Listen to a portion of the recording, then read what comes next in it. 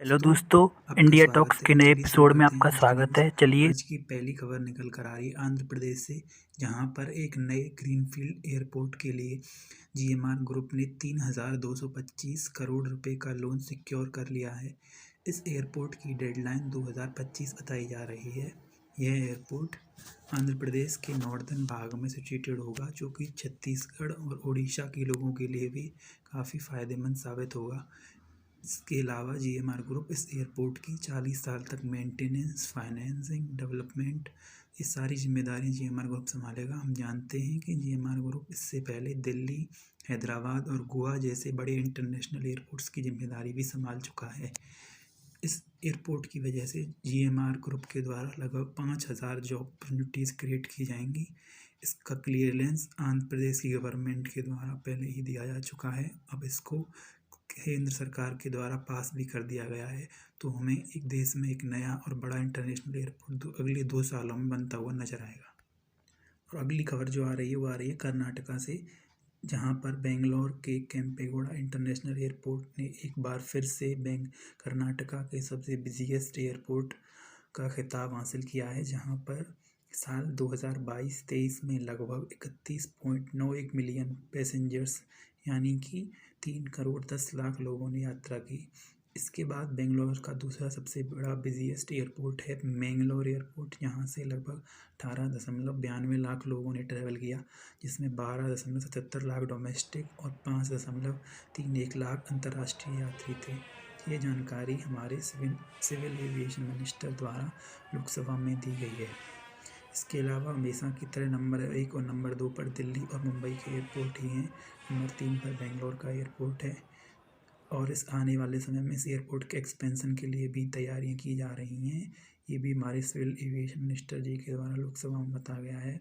इसके अलावा हाल ही में इसी साल बेंगलोर के एयरपोर्ट के टर्मिनल 2 का भी उद्घाटन हुआ है। उससे भी यहाँ पर ट्रैफिक बढ़ने की संभावनाएं और बढ़ जाती हैं। बढ़ते अगली तरफ अगली खबर आ रही है इंडियन इकोनॉमी से, जहाँ पर इंडियन इकोनॉमी में इस साल के 3 क्वार्टर में लगभग 484 बिलियन डॉलर का इंक्रीज़ हुआ है, जिसके साथ यह लगभग 4 ट्रिलियन डॉलर के करीब पहुंच चुकी है। इसी में इंडियन सर्विस के बारे में बताया गया है कि अप्रैल से लेकर सितंबर तक इंडियन सर्विस के एक्सपोर्ट कितने रहे हैं, जिसमें लगभग 164 बिलियन डॉलर हैं, जो पिछले साल के इन्हीं क्वार्टर के मुकाबले 11% ज़्यादा हैं। जबकि बात करें मर्चेंडाइज एक्सपोर्ट की, तो वो है 211.40 बिलियन डॉलर हैं, जो कि 6 महीने यानी कि 2 क्वार्टर के हैं, जिसमें यह ग्रोथ बहुत ही कम देखी गई है। इसका कारण आप भी जानते हैं कि यूक्रेन और रशिया वैसी वॉर हैं, और इसके अलावा हाल ही में इजराइल और हमास में हो रही जंग भी इसका काफ़ी हद तक रीज़न है, क्योंकि अगर एक्सपोर्ट कंट्रियों में जंग होंगी तो एक्सपोर्ट पर भी इफेक्ट पड़ेगा।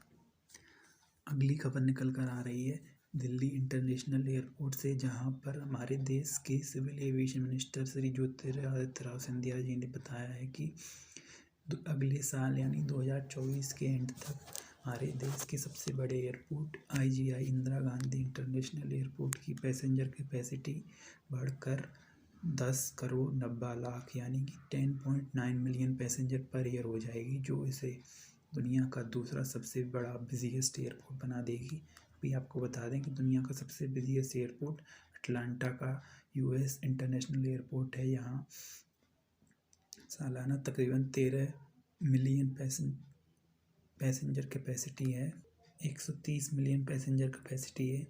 ये एयरपोर्ट पैसेंजर के मामले में दुनिया में सबसे बिजिएस्ट एयरपोर्ट है, जहाँ पर अभी इसकी कैपेसिटी 70 मिलियन यानी कि 7 करोड़ की है, जिसे बढ़ाकर लगभग 110 मिलियन कर दिया जाएगा। इसी में उन्होंने कहा है कि साउथ एशिया का ये सबसे बड़ा सबसे बिजिएस्ट एयरपोर्ट होने के साथ साथ साउथ एशिया के लिए एक बड़ा हब होगा। इसके अलावा यहाँ से साउथ ईस्ट एशिया के लिए भी डायरेक्ट फ़्लाइट्स अवेलेबल हैं, और आगे भी उनकी संख्या बढ़ा दी जाएगी। यह एयरपोर्ट सिंगापुर और हांगकांग जैसे एयरपोर्ट्स को टक्कर देगा। तो हमें उम्मीद है कि आने वाले वक्त में ये एयरपोर्ट भारत के लिए और दुनिया में जाना जाए अपनी पैसेंजर कैपेसिटी और अपनी सुविधाओं के लिए।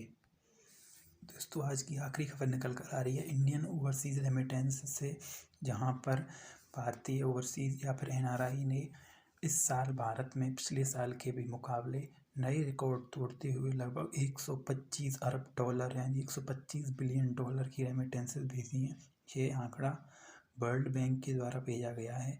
जो भी भारत के अनस्किल्ड और स्किल्ड वर्कर हैं, जो कि गल्फ नेशंस, यूएस, यूके और सिंगापुर जैसे देशों में रहते हैं, इन्होंने पूरी दुनिया में सबसे ज़्यादा रेमिटेंसेस भेजी हैं। भारत के बाद दूसरा नंबर मेक्सिको का आता है, जहाँ पर 65 बिलियन डॉलर। तीसरे नंबर पर चाइना है, जिसकी लगभग 50 बिलियन डॉलर रेमिटेंसेस हैं। आप देख सकते हैं कि इंडिया और चाइना में जो अंतर है वो लगभग 2 गुना 2.5 गुना तक है। इसी तरह से वर्ल्ड बैंक के द्वारा अगले साल तक भारत की रेमिटेंसेस 135 बिलियन डॉलर तक बढ़ने की उम्मीद जताई गई है।